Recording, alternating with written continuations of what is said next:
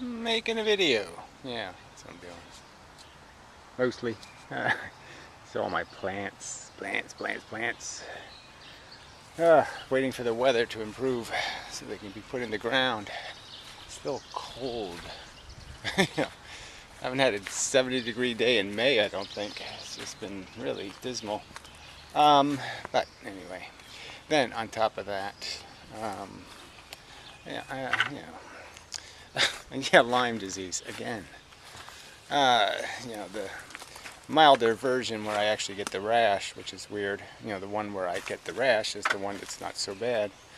Anyway, but yes, yeah, you can sort of see it, blotchy spot there. Just kept getting bigger and bigger. Anyway, don't really understand how this is happening.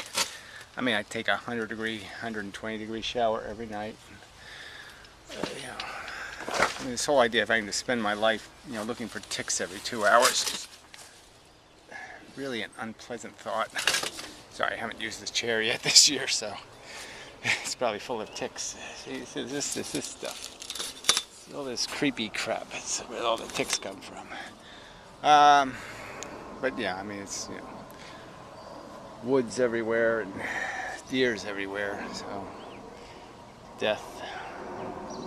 There's some new, untreatable disease being carried by Lyme ticks now, so I guess they'll let people get killed by that now too. There's no civilization. It's just none. 15 years and they haven't fixed the problem. 15 years. Anyway, so all beside the point. So yeah, it's sort of related though, because pyrrho, response video to pyrrho. This is the pyrrho types, the ones that just make it impossible to get anything done. In my opinion, they're these progressives that have no sense of pragmatism, no sense of being, let's be realistic for 10 minutes. Let's not just do this fantasy, everything will be okay bullshit or silver lining crap. Now and then you got to pull out the noxious gas. Every now and then you do have to gas them, little critters. You got to do something about something. You can't just pretend it's, the future will invent a cure. It's bullshit. So anyway, he says that, I and the Hothlidae are doing logic wrong, are doing conversation wrong, are doing, he says thinking, but see, that's cheating, because thinking is something you do internally, and that really doesn't have anything to do with communicating with other people, or arguing, or debating, or even if you want to call it having a conversation. If we have a conversation about stuff we know, like if I go around telling you, look, plants are green, and I tell you a bunch of information, I could go into chlorophyll and this and that and reflected light and all this stuff, and it's all stuff you already knew. That would become so tedious so fast. If I just recited a bunch of things you already know with quite a bit of certainty. Did you know the Earth is round? All these, that's trivia, and it's trivial in terms of a human interaction. The challenge is to doing the courtroom thing. The challenge is to show up as parties, as advocates for a position, but also as jurors and judges. And we're all playing that role when we have a conversation. We're all trying to be fair, and we're all have a perspective that we think is secure, and we have lots of narrative. We have lots of story of life history to validate our conclusion. Somebody can believe in, let's say, witches, because they went to many witches and the witches did amazing things and blah blah blah blah blah. Now, it's all anecdotal, it would all be bullshit, but the person could have that experience and have a confidence that no, you just don't understand. They really do channel the dead, and they really do this, and they really do that, because they've seen it, and they're really attached to the idea that what they saw wasn't just a phenomenon of coincidence. So they're going to advocate and try to explain, like, oh, look, what others, maybe they'll come up with other evidence. Now, what often people do is they resort to bullshit, like the truthers and the 9/11 kind of people, or the Fed conspiracy people, or the Illuminati conspiracy people. What they end up resorting to is fallacious, just, garbage evidence that's been debunked a zillion times, evidence that was just made up, stories that were just made up. And, so they just cheat. So they're really bad at being a judge, a referee of the trial, in the sense they'll allow themselves to play very loose with the standards of evidence. And they might object if somebody else does the same thing. That kind of hypocrisy will be revealed. So anyway, in defense of myself and the Hothlidae, in terms of understanding what the process of communication and argument is, the process is first you have to agree on what evidence is evidence. They do that at a trial. They have to have, before the trial starts, they have discussions about, well, is this knife going to be allowed in? And we found another knife over there. Can we allow that knife in also? And are past crimes going to be allowed in? Are statements made to other people going to be allowed in? You judge the quality of the evidence and whether it's relevant to the subject you're defending, and meaningful to that conversation. And this is the process of establishing what your premises for this trial are going to be. And so there's nothing me and Hothlidae are advocating that is at all backward. It's essential to conducting a rational trial. You can't allow evidence to just pop up. You can't sit there and conduct a trial and then all of a sudden somebody starts talking about, well, I heard that she's a slut, and that she'll fuck anybody, and this kind of thing. You can't let that happen. That breaks the conversation or the debate or the argument. So there has to be rules about what's going to be evidence. And so you go about looking at the world and you say, look, well, do we agree about evolution, or do we agree about this, or do we agree about that? And you find these premises that establish the conversation. Now, the part where Hothlidae goes wrong is that he doesn't understand you really can't have the conversation if you can't agree on the premises. So we're already done having a logical discussion as soon as he says, well, because I can't turn my consciousness, even if I put it in a jar, I don't know if that would convince him. I think it might, actually. If I could actually just extract the part of me that feels and put it in a jar, and he could see that arrangement of matter creates a negative sensation, pain and suffering, let's say. Then maybe he can understand its existence in reality. But anyway, to cut that short, is his basic philosophical notion is that because you can't materialize our feelings, therefore they don't exist. They have no significance. They don't generate something called value, because somehow only a material thing can generate value, or create it, or cause it, or something like that. And even then, there's scant hope. It's, again, he doesn't think the notion of value is a real thing conceptually. It's not a material concept. It's an attribute something has that doesn't really have anything to do with materiality. It again has, obviously it does in the sense that only material things can create phenomenon in the universe, but it still means something, and he doesn't see the idea of mean something because it's not a physical process. It's not one thing banging into another thing. Well, anyway, point is me and Hothlidae can't start a conversation because, say, the most important piece of evidence in the trial, the bucket, or the murder weapon, let's say, we can't agree on it as evidence. We can't agree of what it is, whether it's relevant to the case, or, there's just no agreement, and therefore there's no trial.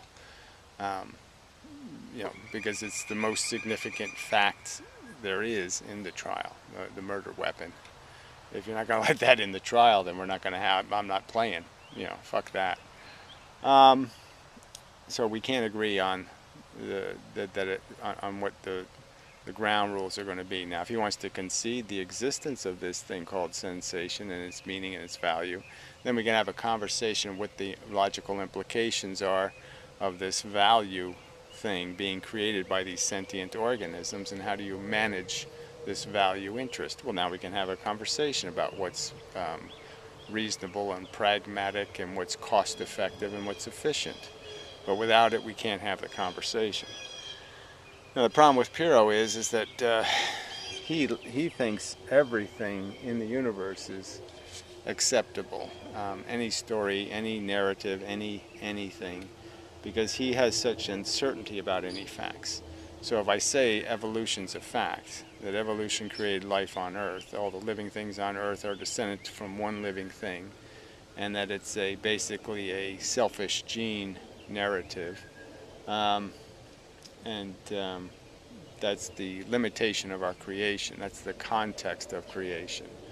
No voodoo, no gods, no magical purpose. The universe didn't want to live. None of that shit is acceptable as part of the story. You have to deal with the dinosaur origins, the brutal great white shark substance of the game being played, the 10,000 dead sea turtles for one that survives to maturation.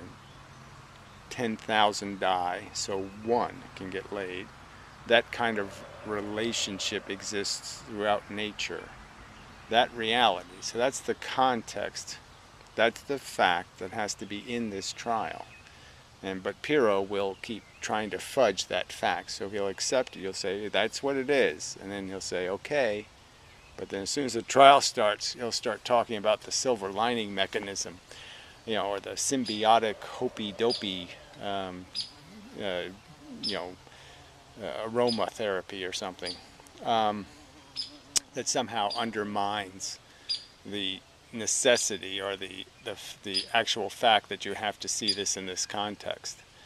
So, and you can see this in a lot of arguments where he'll just, the subject will keep getting changed when he doesn't like the tone of it. And so again, that you can't really have a conversation until you agree on what the evidence in the trial is going to be. And now you can debate about what this evidence indicates, what it points to as a fact, guilt or innocence, productive, unproductive, valuable, worthy of perpetuation, not worthy of perpetuation. So you can start answering the questions about the value. Now, some questions, again, are always going to be uncertain. I'm not saying there's not some uncertainty in our lives. I've used many times the example because I think it's a good example of if you want to help people that have malaria, if you want to do something about malaria, what do? Do you try to mitigate against the harm done to people that are alive today? Manufacture netting and insecticides and try to reduce how much suffering there is caused by malaria? Or do you invest the money in a vaccine or in the possibility of an eradication program with the effort of creating a cure? And those are always tough choices to make from our ignorant, level of understanding of what exactly, how possible is it? What's our odds? And it's really hard to see the odds of the game of trying to create a vaccine for such things. I don't think a vaccine would be malaria is not a virus, right? So it's people use the word vaccine all the time, like Lyme disease. They use the word vaccine, and I just think that might be a technically messed up way of looking at it, because generally speaking, vaccines are for viruses. You're essentially vaccinating the cell from getting infected by the virus. But to have a vaccine against a microbe is a lot more complicated, because it's harder to kill the big things. In the sense, it's harder to create a white blood cell kind of response, an immune system response to invaders. big invaders. So anyway, so yeah, I don't think vaccines are kind of appropriate. I mean, the whole way of creating vaccines is it's a blood response, and the blood isn't. It's kind of hard to create toxic blood to an invading worm. The acid blood or something. It's really hard to kill a worm with blood, where a vaccine can be killed by the blood. But anyway, I don't want to get into that. Well, it's a reasonable thing to get into because all these subjects are kind of valid. But anyway, the whole argument I'm arguing for here is, that this is one of the discussions or the conversations that doesn't take place. See, that's the other part of it. We never have these conversations to the death. We're never able to resolve any of these conversations through time. We just redundantly keep arguing the same arguments over and over and over because nothing is declared as the winner of establishing these certain axioms. And so religion keeps surviving and silly notions keep surviving, and they can't, it seems impossible to eradicate the bad vocabulary and the bad definitions of words and the bad understanding of the process of communicating. And I just sort of have to do it in a piece by piece, methodical way if you're going to do it at all right. If you have much hope of doing it to some conclusion. And again,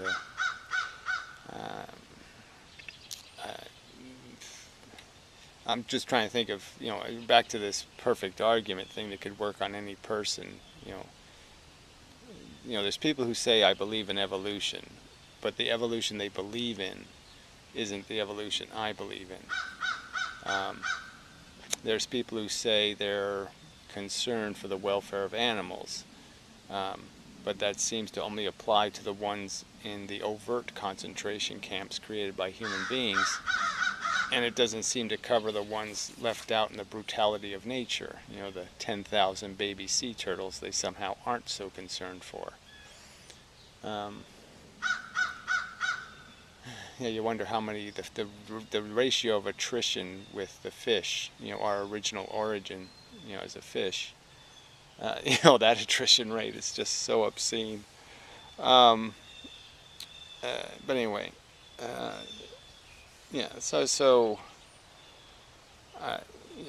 Pyrrho makes these accusations all the time. So another thing he said is that we're doing confirmation bias, and it's just such a, it's such an empty accusation in the sense that based on what? Confirmation bias based on what conclusion are you saying is a confirmed, are we using our bias to establish a prejudice? He's not going to demonstrate the prejudice. We have a prejudice for what?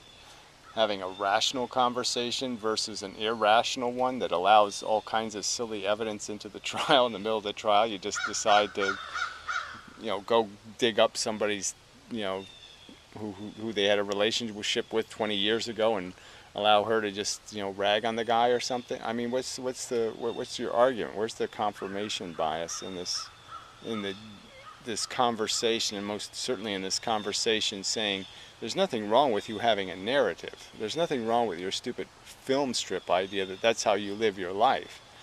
The point is, it doesn't mean anything in and of itself. They're just sources of information. They're just notes of information. You have to make those notes hearable to somebody else, or they don't have to accept them. You could say you saw a UFO. Why should I take that seriously? Why should I have to imagine seeing a UFO and saying, oh yeah, UFOs exist because I can imagine seeing one, and Pyrrho says he saw one, and it's not meaningful. So you have to make your argument, and first we have to establish what the facts are surrounding the conversation. And the fact is, you can't validate your I saw a UFO bullshit, so it doesn't have any meaning. It's just a distraction at trial. It's not relevant. I mean, really, you wouldn't have murder trials and then start talking about, well, the guy went to a spiritual once and the channeler told him that, he was Cleopatra's brother-in-law in a previous life, and, he's just getting back for all the trespasses that were done to him by all the subversion that was going on. You wouldn't let that kind of crap in as testimony. So, again, I don't have any obligation to argue your stupid. I watched a movie once and it gave me a gooey feeling. I don't have to, that's not evidence of anything. That doesn't mean anything. We have to agree on rational, logical, factual statements. The Earth is round. Evolution's the origin of life on the planet Earth. Evolution has certain cold and horrid rules. It's not a value game, it's a survival game. That kind of thing. So anyway, qualia only exists because of the behavior it produces. It doesn't exist because it's fun. It exists because it's a motivating mechanism. For fuck's sake. So anyway, yeah, that's probably enough. Probably dragged on longer than I should have. Speaking of dragging, yeah, I'm just, I was just starting to feel a little better, and, shit. That's all I have to say. Shit. Problem with you can't, it's like so this one got me in the back of the leg, back of my knee, somewhere. Can't even see the bite mark, which is funny. The last bite mark took 3 months to actually go away, but no rash, just a little tiny mark. This one doesn't even have a bite mark; it just has the ring of doom. But yeah, it's like you have to, it's really hard to see the back of your knees, and then you have to get some kind of like bright lights, and it's just such a hassle. It's the little stinking nymphs. They're just so tiny, the size of a period. Yeah. Anyway, I'm just frustrated because I thought I had a plan. I thought I had, guaranteed myself I was sufficiently defensive, and obviously not. So, fuck. And such.